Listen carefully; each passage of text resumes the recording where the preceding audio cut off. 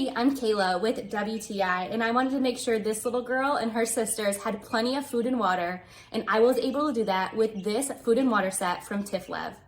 This comes with both the water and the food container, and it has been perfect for our 5 little chicks.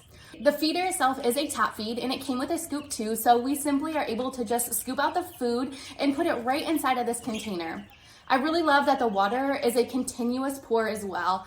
It twists off so nice and easily, so I'm able to fill it up and then put nice, clean, fresh water in their brooder.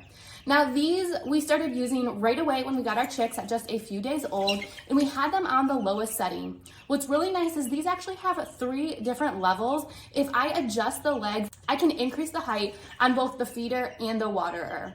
Immediately when we put this in, when they were just new babies, they went straight to both of them and started feeding and drinking the water. These are a really nice size too. We use them in a smaller brooder, but as we've expanded their space, they fit so nicely inside the larger brooder too.